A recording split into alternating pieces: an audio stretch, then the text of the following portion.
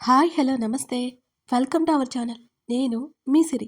ఈరోజు కథలోకి వెళ్ళే ముందు మన ఛానల్ని సబ్స్క్రైబ్ చేసుకోండి. అలాగే ఇంకా నోటిఫికేషన్ ఆన్ చేసుకున్న వాళ్ళుంటే బెల్ సింబల్ మీద క్లిక్ చేస్తే నోటిఫికేషన్స్ వస్తాయండి. ఇక కథలోకి వెళ్ళిపోదాం. ఏకాంత మంత్రం పార్ట్ 30. అతడు హత్తుకోగానే ఇబ్బందిగా ఫీల్ అయినా అతన్ని నొప్పించలేక మౌనంగా ఉండిపోయింది మైత్రి. అవును మధు గారు, చనిపోయే ముందు మీ వదిన గారు చెప్పిన మాటలు నా చుట్టూ తిరుగుతూ ఉన్నాయి. నేను ఎలా స్వీటీని చూసుకోగలరు? మీ భార్య అయితేనే కదా చూసుకుంటాను. అందుకే ఈ నిర్ణయం తీసుకున్నాను. ఈ విషయం గురించి ఎవరికీ తెలియదు. మీకు ఇష్టమే కదా అని అడిగింది మైత్రి. వెంటనే కొంచెం తలదించి ఆమె వైపు చూస్తూ, నాకంటే సంతోషంగా ఎవరు ఫీల్ అవుతారు మైత్రి? స్వీటీ కోసం నీ జీవితాన్ని ఇచ్చేస్తుంటే అని అన్నాడు మధు. ఇందులో నా జీవితాన్ని ఇచ్చేయడానికి ఏముంది మధు గారు? నేను కూడా నా స్వార్థం చూసుకున్నాను కదా. మీలాంటి మంచి వ్యక్తిని పెళ్లి చేసుకుంటే అది చాలు కదా అని అంది మైత్రి. అప్పుడు అతనికి ప్రస్ఫుటానికి వచ్చింది. మైత్రి కేవలం స్వీటీ కోసమే తన జీవితంలోకి వస్తోంది. తన మీద ఇష్టంతోనో ప్రేమతోనే కాదు అని. ఒక్కసారిగా ఈ లోకంలోకి వచ్చి పడ్డట్టు మైత్రిని వదిలేశాడు మధు. తనంటే ఇష్టం ఉంటేనేం లేకపోతేనేం తన స్వీటీ తనకి ముఖ్యం. మైత్రి తన జీవితం పంచుకోకపోయినా తన పక్కన ఉండమే అతనికి ఆనందం. సడన్గా అలా స్తబ్దుగా అయిపోయిన మధుని కంగారుగా చూస్తూ, మీకు ఇష్టం లేదా నన్ను పెళ్లి చేసుకోవడం అని అడిగింది మైత్రి. నిన్ను చూసిన వారెవరైనా ఆ మాట అంటారా? నీ మంచితనం తెలిసాక కూడా నేను కాదనగలనా నిన్ను? ఆమె కళ్ళల్లోకి చూస్తూ చెప్పాడు మధు. మీరు కొంచెం కార్యక్రమాలు చూసుకుంటూ ఉన్నారు కదా, అవన్నీ అయిపోయాక మనం పెళ్లి చేసుకుందాం. అంతవరకు స్వీటీని జాగ్రత్తగా చూసుకోండి అంటూ హెచ్చరికగా చెప్తున్న ఆమె మాటలకి అతనికి నవ్వొచ్చింది. సరే అన్నట్టు గుండ్రంగా తల ఊపాడు మధు. అర్జున్ సాహి కోసం ఎదురు చూస్తూ ఉంటారు నా కోసం. ఇక నేను వెళ్తాను అని అక్కడి నుంచి మెల్లిగా ఆమె బయటికి నడుస్తుంటే అతను ఆమెతో పాటు వచ్చాడు. వాళ్ళింట్లో ఎదురు చూస్తున్నారు. ఏమో అనుకున్నాడు మధు వాళ్ళు, కానీ ఇక్కడికి వచ్చారని అతనికి తెలియదు అసలు. అర్జున్ సాహితీ కనిపించగానే మధు ముఖంలో కాస్త సంతోషం కనిపించింది మైత్రికి. నిన్నంతా మధుతోనే ఉండి ధైర్యం చెప్పి వెళ్ళాడు అర్జున్. మళ్ళీ ఈరోజు ఇలా అతని కోసం రావడం సంతోషంగా ఉంది అతనికి. మధు దగ్గరికి వెళ్ళి పలకరించింది సాహితి. సాహితి తల మీద చెయ్యేసి చిన్నగా నవ్వుతూ నిమిరాడు మధు. పాప పడుకుందా తల్లి? మధు తల్లి అడిగింది. పడుకుందా ఆంటీ, భుజం మీద నిద్రపోయింది చిరునవ్వుతో చెప్పింది మైత్రి. వారం రోజుల నుంచి సరిగ్గా పడుకోవట్లేదమ్మా. మధ్యరాత్రి లేచి ఏడుస్తోంది. ఎంత ప్రయత్నం చేసినా నిద్రపోవట్లేదు. ఇదిగో ఇప్పుడే అలా కాసేపైనా కుదురుగా నిద్రపోతోంది అని ఆవిడ చాలా బాధగా చెప్తుంటే బాధేసింది మైత్రికి. ఆవిడ చేతిని పట్టుకొని, పెళ్లి జరిగిన వెంటనే నేను వచ్చేస్తాను కదా ఆంటీ, పాప బాధ్యత నాది ఆవిడ చేతిలో చేయేసి చెప్పింది మైత్రి. చిన్నగా నవ్వుతూ చూశాడు అర్జున్. మధు తల్లిదండ్రులు చాలా సంతోషపడిపోయారు మైత్రి మాటలకి. అక్కడ అందరూ సంతోషంగా ఉన్న సాహితీ మనసులో మాత్రం చిన్న బాధ మెలిపెడుతోంది.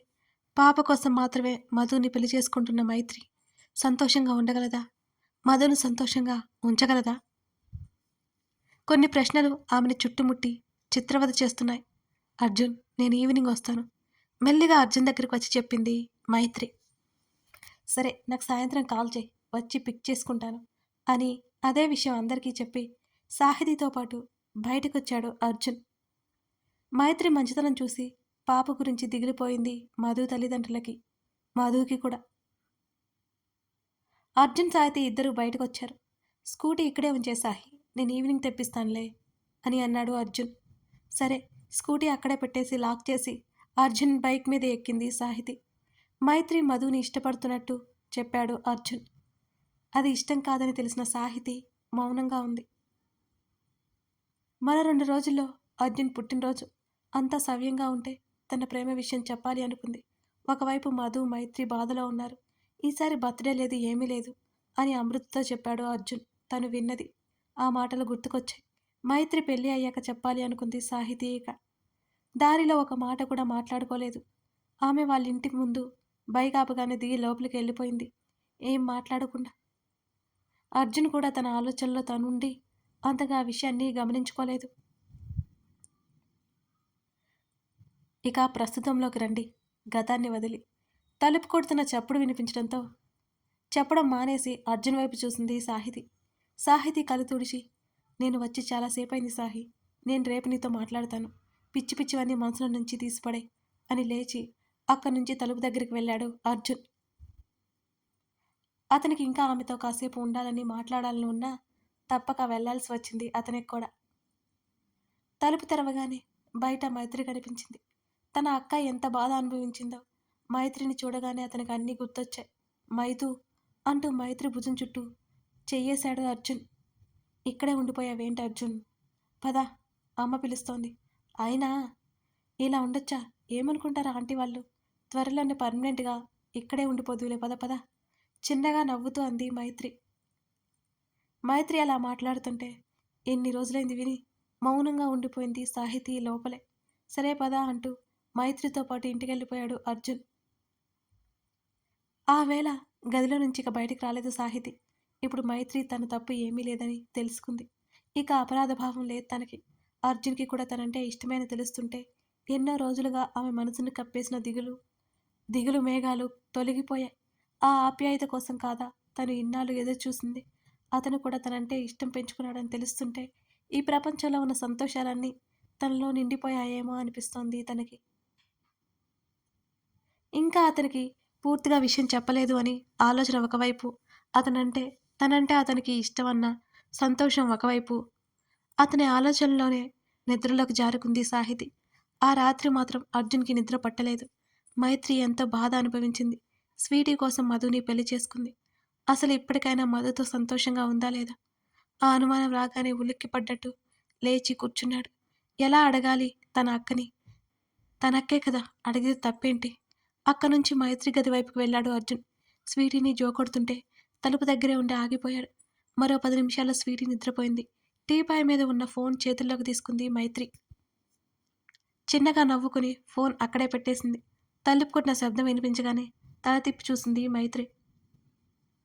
అర్జున్, అక్కడే ఆగిపోయావేంటి? లోపలికి రా అంది మైత్రి సరిగ్గా ఒక పక్క కూర్చుంటూ. లోపలికొచ్చి స్వీటీ తల నిమిరి మైత్రి పక్కనే కూర్చున్నాడు అర్జున్. మైతూ, మధుతో హ్యాపీగా ఉన్నావా? అతను సూటిగా అడగడంతో అప్పటి వరకు నవ్వుతూ ఉన్న మైత్రి సడన్గా నవ్వడం ఆపేసి అతని వైపు చూసింది ఏంటి అన్నట్టుగా. అర్జున్కి ఆ అనుమానం ఎందుకొచ్చిందో అర్థం కాలేదు ఆమెకి. మైతూ చెప్పు, తన అక్క చేతులు పట్టుకుని అడిగాడు అర్జున్. నీకు ఆ అనుమానం ఎందుకు వచ్చింది అర్జున్?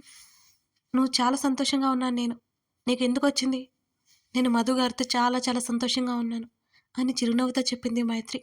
మైత్రి నవ్వు అబద్ధం అనిపించలేదు అర్జున్కి. సరే అయితే పడుకో అని అతను వెళ్ళడానికి అన్నట్టు చెప్పాడు. ముందు నీకు ఆ అనుమానం ఎందుకు వచ్చిందో చెప్పేసి వెళ్ళు. అతని చేతిని పట్టుకొని ఆపేసింది మైత్రి. నువ్విక్కడికి వచ్చిన దగ్గర నుంచి ముభావంగా కనిపించావు కదా, మధుతో ఏదైనా గొడవ పడి వచ్చావేమోనని అని అడిగాడు అర్జున్. చచ, అదేం లేదు. నీ పెళ్ళి సాహితీతో పెట్టుకున్నామని కాల్ చేసింది అమ్మ. అందుకే ఉన్న పలంగా వచ్చేశాను. మధు కూడా రమ్మంతే ఆయన తర్వాత వస్తాను చెప్పారు అని వివరణ ఇచ్చింది మైత్రి. సరే అన్నట్టు తల ఊపి చిన్నగా నవ్వి వెళ్ళిపోయాడు అర్జున్. రాత్రంతా సరిగ్గా నిద్ర పట్టలేదు. ఉదయాన్నే నిద్ర లేవలేదు అర్జున్. పని వాళ్ళతో చెప్పి మైత్రి, అమృత అటు సుప్రజ అందరూ గుడికి బయలుదేరారు పూజారి గారితో మాట్లాడడానికి. శ్రీనివాస్ ఆఫీస్కి వెళ్ళిపోయాడు. ప్రశాంత్ కూడా వెళ్ళాడు. సుప్రజ వెళ్తూ వెళ్తూ వచ్చేసరికి ఆలస్యం అవుతుంది. మధ్యాహ్నం భోజనం టైంలో అర్జున్తో కలిసి తినమని చెప్పేసి వెళ్ళిపోయింది. ఎందుకో ఇద్దరు ఏదో గొడవ పడినట్టు అనిపించింది సుప్రజకి. ఆ రకంగా అయినా ఇద్దరూ కలిసి మాట్లాడుకుంటారని ఆమె అనుకుంది. కూతురి కోసం ఆమె ఆలోచించుకుంది. అర్జున్తో మాట్లాడాలని ఉన్నా తను అతన్ని ఎంతగానో అవమానించింది. అతన్ని ఫేస్ చేయలేకపోతుంది తను. అందుకే వెళ్ళకూడదని అనుకుంది. కావాలని ఇంట్లో వంట చేయని తల్లి మీద కోపం తెచ్చుకుంది సాహితి. ఏం చేయలేక టిఫిన్ చేసి ఆమె గదిలో కూర్చుంది. అదే విషయం అమృతతో చెప్పగా లంచ్ టైంలో సాహితిని కూడా భోజనానికి పిలవమని పని వాళ్ళతో గట్టిగా చెప్పి అర్జున్కి కూడా ఆ విషయం చేరవేయమని వెళ్ళిపోయింది అమృత. ఫ్రెష్ అయ్యి హాల్లోకి వచ్చాడు అర్జున్. టిఫిన్ చేసి అలా సోఫాలో కూర్చొని మరో 2 గంటల పాటు తన పనిలో తను పనిపోయాడు. అనిల్ వచ్చాడు. కాసేపటికి వైష్ణవి కూడా అక్కడికి వచ్చింది. వాళ్ళతో కూర్చొని మాట్లాడుతూ ఉండగానే గంట గడిచిపోయింది. ఇంతకీ నీ కాబోయే వైఫ్ ఎక్కడా అని కళ్ళు ఎగరేసింది వైష్ణవి. బలవంతంగా నవ్వాడు తప్పితే సహజంగా నవ్వలేకపోయాడు అర్జున్. కారణం సాహితీకి తన మీద అభిప్రాయం లేదు అని ఆమె ఎన్నోసార్లు చెప్పడం. అందరూ గుడికి వెళ్లారు. తను కూడా వెళ్ళి ఉంటుంది అని అన్నాడు అర్జున్. లేదు అర్జున్. ఇందాకే కాల్ చేసి మాట్లాడాను. ఇంట్లోనే ఉంది. ఉండండి ఇక్కడికి రమ్మంటానని వైష్ణవి అనగానే సరే అన్నట్టు తల ఊపాడు అర్జున్. సాహితికి కాల్ చేసి తర్వాత అర్జున్ వాళ్ళ ఇంటికి రమ్మని తొందర పెట్టేసింది వైష్ణవి. రానని ఖచ్చితంగా చెప్పేసి కాల్ కట్ చేసింది సాహితి. అర్జున్‌కి తనంటే సాహితికి నిజంగా ఇష్టం లేదేమోననే అనుమానం బలపడిపోయింది. వైషు, సాహిని ఎందుకలా ఇబ్బంది పెడతావు? తనకి మొహమాటంగా ఉంటోంది కదా! అదీ కాక ఇంట్లో ఎవరూ లేరు. అందుకే రావట్లేదేమో అని అన్నాడు అనిల్. అర్జున్ ముఖంలో విరక్తితో కూడిన నవ్వొకటి వచ్చింది. మనమే కదా! అక్కడికి వెళ్దాం పదండి అని అంది వైష్ణవి. వైషు పర్లేదులే. ఎలాగో వచ్చారు కదా! రండి లంచ్ చేద్దాం. సాహికి ఏదైనా పని ఉంటే ఉంటుంది అని అర్జున్ అన్నాడు. ఆవిడ గారు ఏం చేయట్లేదు అర్జున్. ఖాళీగానే కూర్చుని ఉంది. ఉండండి నేను తీసుకొస్తా అని పైకి లేచింది వైష్ణవి. వంటామెకు కూడా అమృత చెప్పిన విషయం గుర్తొచ్చి అర్జున్‌కి చెప్పింది. చూసావు కదా! ఆంటీ కూడా చెప్పిందట అని వైష్ణవి అక్కడి నుంచి వెళ్ళింది సాహితీ దగ్గరికి. మరో పావుగంట తర్వాత సాహితీ, వైష్ణవి ఇద్దరు కలిసి రావడం చూశాడు అర్జున్. లోపలికొచ్చింది కానీ అర్జున్ వైపు కనీసం చూడలేదు ఆమె. సాహి, చూడండి ఎలా సిగ్గుపడుతుందో. మా వెనక మీ ఇద్దరు బాగానే కథ నడిపారుగా అని వైష్ణవి ఆట పట్టించగానే ఆమె కంగారుగా అర్జున్ వైపు చూసింది. ఆమె కంగారు మరోలా అర్థమైంది అతనికి. వైష్ణవి ఇలా అనడం సాహితికి ఇష్టం లేనట్టు భావించాడు. మాట మార్చి డైనింగ్ హాల్ దగ్గరికి తీసుకెళ్లాడు. తింటున్నంతసేపు ఏమీ మాట్లాడలేదు సాహితి. తిన్న తర్వాత అందరూ కలిసి కాసేపలా అర్జున్ గదిలో సెటిల్ అయ్యి మాట్లాడుకున్నారు. ఎప్పుడు గలగల మాట్లాడే సాహితి మౌనంగా ఉండడం కూడా అనిల్కి ఆశ్చర్యం కలిగించింది. అంతలోనే పెళ్లి కుదిరి అందువల్ల అర్జున్తో మాట్లాడలేకపోతుందని గమనించి అదే విషయం వైష్ణవి చెవిలో మెల్లిగా అంది. అక్కడి నుంచి వైష్ణవితో పాటు అనిల్ కూడా వెళ్ళిపోయాడు. ఆ గదిలో ఆమె ఊపిరి నిశ్శబ్దం తప్ప ఇంకేమీ వినిపించడం లేదు. కంగారుగా చేతులు నలుపుకుంటూ గోళ్లు చూసుకుంటూ కూర్చుంది. అర్జున్ వైపు తల ఎత్తి చూడాలి అంటేనే ఆమె వల్ల కావడం లేదు. ఇంతకంటే దౌర్భాగ్యం ఏముంటుందనిపిస్తుంది తనకి. అతనికి క్షమాపణలు చెప్పాలి. దానికి కూడా మొహం చెల్లడం లేదు సాహితికి. ఎంతకీ తన వైపు కూడా చూడని సాహితిని చూస్తుంటే తన అభిప్రాయాలన్నీ నిజమే అనిపిస్తున్నాయి అర్జున్‌కి. సాహి, ఎందుకలా కంగారు పడుతున్నావు? ఇదివరకులా ఫ్రీగా ఉండు. నేను నిన్నేమైనా కొడతానా తిడతానా? అని ఆమె చేతిని పట్టుకున్నాడు అర్జున్. ఒక్కసారిగా ఆమె శరీరం జల్లుమంది. ఆమె తడబడినట్టు చూడగానే టక్కున చేతిని వదిలేశాడు. ఫ్రీగా ఉండు, కొంచెం మాట్లాడాలి అన్నాడు అర్జున్ ఆమె నుంచి కాస్త దూరం జరిగి కూర్చుంటూ. బాగానే ఉన్నాను అర్జున్ ఆమె మెల్లిగా చెప్పింది. నాకొక విషయం అర్థం కావడం లేదు. మధు, మైత్రి బాగానే ఉన్నారు. నువ్వు, మైత్రి బాగానే ఉన్నారు. సడన్‌గా ఏమైంది మీ ఇద్దరికి? ఆ! ఎందుకు అన్ని రోజులు మాట్లాడుకోవట్లేదు? అని అడిగాడు అర్జున్. అంతకంటే ముందు నీతో ఒక విషయం చెప్పాలి అని ఆమె అంటుంటే, ఆల్రెడీ చెప్పావు కదా! నువ్వు చెప్పడానికి, నేను తెలుసుకోవడానికి ఏమున్నాయి ఇక? అని అన్నాడు అర్జున్ ఆమెనే చూస్తూ. అది కాదు, ఆ రోజు పెళ్లి చూపులు అంటున్న ఆమె మాటల్ని మధ్యలోనే కట్ చేస్తూ, సాహి, ఈ పెళ్లి ఎలాగైనా నేనే ఆపేస్తాను సరేనా? కేవలం మాటలు మాత్రమే అనుకున్నారు. నీ లోపల ఏముందో నాకు అర్థమైపోయింది. ఇక ఆ విషయం మనసులో పెట్టుకొని నువ్వు కంగారు పడకు.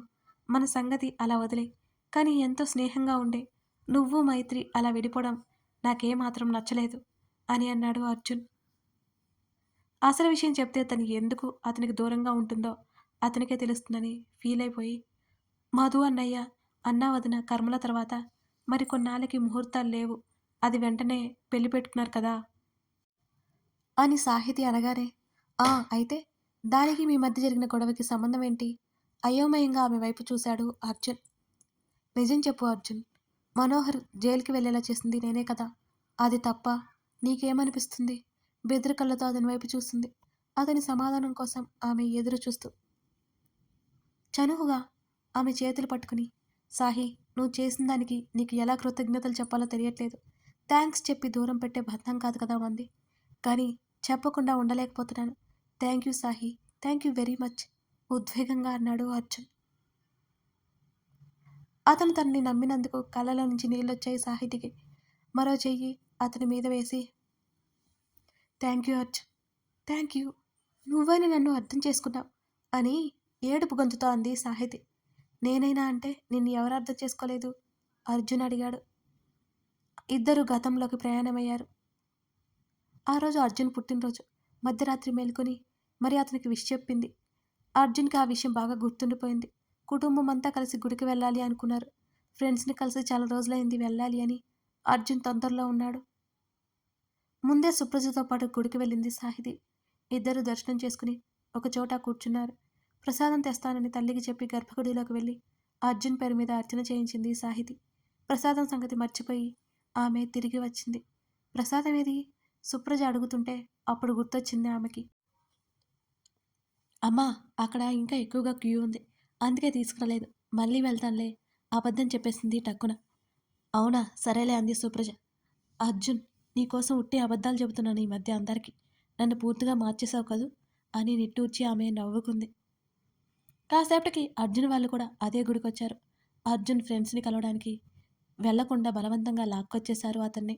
అమృత, మైత్రి ఇద్దరూ కలిసి దర్శనం చేసుకుని సాహితీ వాళ్ళ ఆల్రెడీ గుడికి వచ్చారని తెలుసుకొని వాళ్ళ కోసం చూసింది మైత్రి. అర్జున్ అక్కడి నుండి వెళ్ళిపోవాలని అనుకుంటుంటే కాసేపు కూర్చోవాలని లాక్కొచ్చి వాళ్ళ దగ్గర కూర్చోబెట్టింది మైత్రి. అమ్మ అక్కని ఏమీ అనలేక మౌనంగా కూర్చున్నాడు అర్జున్.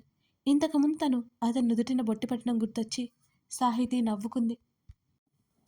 ఆంటీ, అర్జున్ బొట్టు పెట్టుకోలేదేంటి? టక్కున చెప్పింది సాహితి.